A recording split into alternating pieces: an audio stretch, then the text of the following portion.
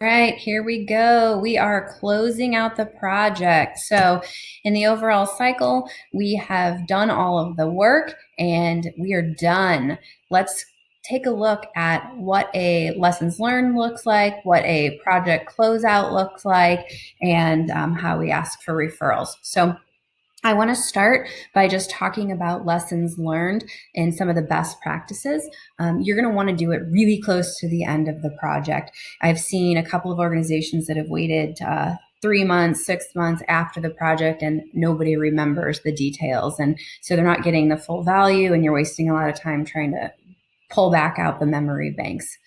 You should also plan on doing two separate lessons learned. You'll do one that is internal and you'll do one that is customer facing. And we'll talk about the differences in those later on in this presentation. And then whatever you do, make sure that you're feeding your learnings back into your risk register and potentially even back into your work breakdown structure or your estimating tool. And at the end of your lessons learned is where you're going to ask your clients if they are willing to be a referral. And if there is not an absolute astounding yes, this is your opportunity to fix anything, find out what it would take in order to go from a no to a yes. So a project closeout looks very, very similar to a kickoff. In fact, I take the kickoff deck and I'll just walk you through a template here of how I handle it. So I would take the original kickoff deck. I would just change it to say that this is now the closeout deck. I would literally take the original slide from the kickoff deck. What was the objective? What was the scope? Nothing to be recreated here, but I would add a slide that says, what is the scope that actually got delivered? And call out if there was anything that was added or anything that was removed from scope, just to refresh everybody's memory and to either say we did exactly what we said we were going to do or we didn't. If we didn't, this is also a great time to catch it and fix it before you have this meeting. Same thing with the schedule. You don't have to recreate this. This should be from your original kickoff deck. And then you would do a schedule actual. And here you would say, this is what actually happened. And you would explain why the extensions or what problems happened or what issues came up and what the difference was. And that's going to really help them see the impact. Same thing with budget. You're going to take your budget slide from your kickoff deck or your statement of work, either way. And you're going to say, this is what we said it was going to cost. And then I would take this little section from the status report that we reviewed and show this is what it actually took from an hours perspective. This is what the actual costs were. This is how much we think it's going to be, when it's all said and done. Here's all the times you were invoiced. And then if there is any variance for any reason, you want to go ahead and call that out. So we either came in over budget and here's why, list out the issues or the risk, or we came in under budget and here's why, and make sure that you get the credit for that. And then at the end of this presentation, I would, with the client specifically, it would look like this. So it would say, what we'd like to do is facilitate a little lessons learned. We want to learn from you anything you liked that or didn't like, or anything that you would like to see done differently, because our goal is really to be a better partner. So if you're in the room with the client, you can actually draw this up on a whiteboard and give everybody Post-it notes. You can give everybody the opportunity to write down their thoughts and to put them in these different areas, and this will facilitate an amazing conversation. If you are on the phone, you can just ask these questions. You can tell people that they can email any thoughts or feedback if they want to remain anonymous. And then also make sure that you tell them that they are going to receive a satisfaction survey. And it is really easy to set up a satisfaction survey. There are so many tools. SurveyMonkey being probably the most well-known one, where you can just go out there and you can say, on a scale of 1 to 10, how satisfied were you with this project?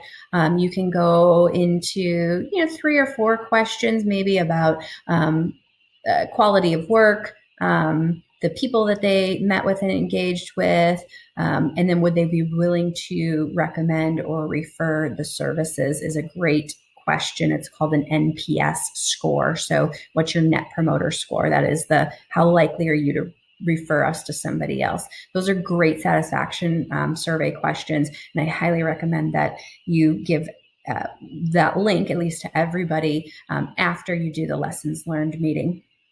In the lessons learned meeting with the client, I also cover off on the support options. So there's another video where we talk about what different support models are if your organization doesn't currently offer any support. But if it does, then this is where you would cover those options. And the other thing to cover off in a lessons learned meeting with a client is what's next. So what's in phase 2? And if you did good job at the beginning uncovering all of their different pains. There may have been some things that the client decided was out of scope given wasn't priority. This is the opportunity to pull those in scope, to say now that everything is up and running, we can do that next level. We can do those enhancements. We can do those nice to haves and the things that we would like to do, not just the things that were business critical that we had to do as a priority. And there's probably things along the project too where there was potentially scope creep. You can gather those things on the issues list or a future enhancements log, and those make for great opportunities for an additional project.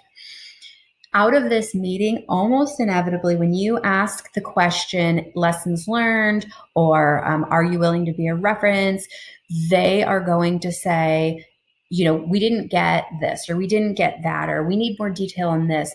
And so I always capture actions from the meeting. So this project will actually be closed when we send you the user guide. Oh, you didn't feel like the training was sufficient enough. We have a training video library. Maybe we can send you that. So these action items are going to change. I just write them in as we're having the meeting. I don't have to schedule another meeting that way. And then I know that when these things are done, they're calling the project done and closed. And I always, at the very, very end of this meeting, ask them if there is any reason they would not refer us, because this is your opportunity to close that loop. This is your opportunity to provide anything additional that they would need to make sure that they had a great experience. And if they don't need anything, then ask them if they're willing to be a reference. There are lots of different ways. You could do a case study on them. You could just have them give you a little write-up. You could ask them if they'd be willing to do a little video. It could be just, can you provide their phone number to somebody who asked for a reference. So you'll have to decide how good the project went, how comfortable you are with the client, and what you would like or want them to do. But most clients are really open and willing, and that's really how you're going to feed back into the top of that funnel. So the next thing you need to do is have an internal lessons learned. And while the questions are fairly similar, there's a few additional steps. We internally also do the start doing, stop doing, less of, more of. We also use Post-it notes and let everybody put their stuff in the different buckets. This really allows people to not feel so vulnerable and to say what they really need to say. But I also ask the question, what went well? What could we improve on? And then we talk about any celebrations or acknowledgments that we want to do as a project team. This has been as complicated as, man, everybody worked really hard on this project. We're all going to go out to a baseball game, and we're all going to get jackets and with logos on them. It's been as simple as, let's all go to happy hour, or hey, John, I just want to tell you, you did a fantastic job on this project, or I really appreciated that you had my back when things got dicey there in the middle. It can be as simple or as elaborate as you want, all depending on the size of the project, your budget, your time, all of those sorts of things. But the difference with an internal lessons learned is that there are a number of steps that you need to do to make sure that you actually close this project out. And one of those is writing up a case study. A case study doesn't necessarily have to be public facing, and it doesn't necessarily have to have all of the details of the client.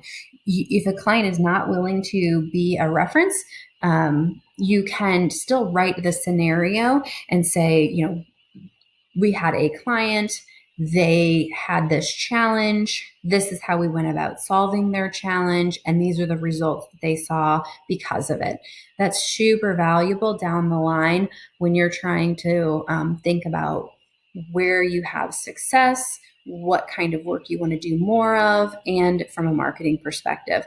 So I would have a little synopsis written up, even if you don't choose to share it with anybody. If it's just internal, it's very, very valuable. The other thing is the work breakdown structure template, or the work breakdown template or your estimating tool may need to have some tweaks or updates to it. So if you executed this project and one of the big problems is that you didn't estimate enough time for testing, let's say, you might need to go back into your project plan or your estimating tool and update the hours that you have defaulted in there so that you don't make that same mistake again.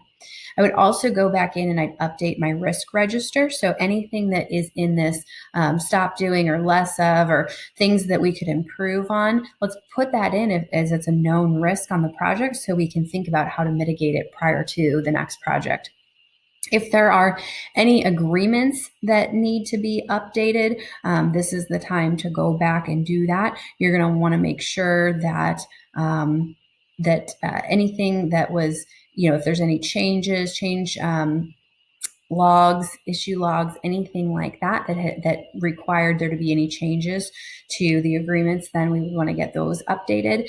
And then any client notes. So you should have what I call a knowledge transfer document. It is the here's what we did during the project. Here is how it was done, why it was done the way that it is. Maybe it might have usernames and login and password access information. It might have environment information. It might have who the people were that were on the project, and how-to documentation. There's all kinds of things that knowledge transfer documentation could have, but you're going to want to update any details that you know about that client, about how they like to work, what their expectations are, were they easy to work with, were they hard to work with, and you'll want that knowledge transfer information, like what happened on the project.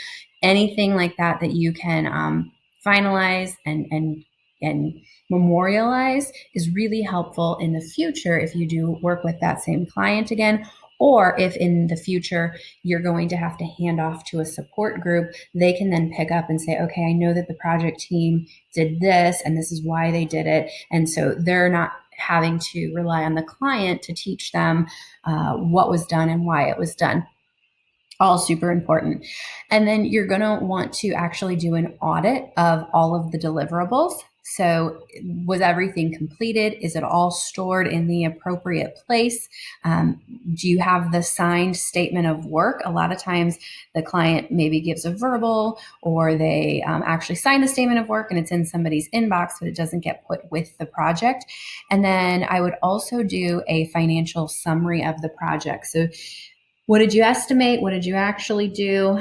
What was actually billed? All of that goes into the closeout. But I think it's really important for someone to look at it from an accounting perspective and say, was this project profitable or not? And do we want to do more projects like this in the future?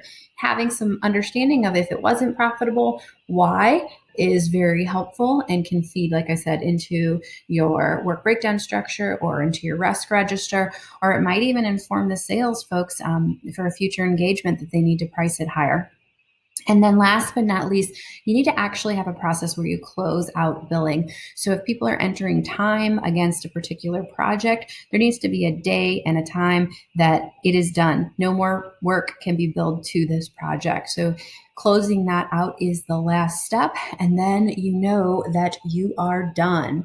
So we've made it. We did from beginning to end. We've talked about how we then feed this back into the top of the funnel so that we can get more projects, and it all just starts over from the beginning.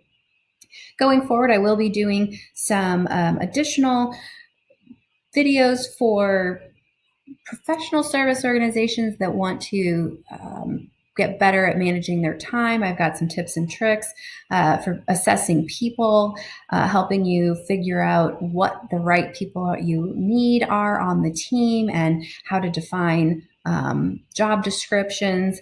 Got some things around P&L and kind of forecasting and some financial management tools, but this really wraps it up for the overall resource management and operational execution of project-based professional services.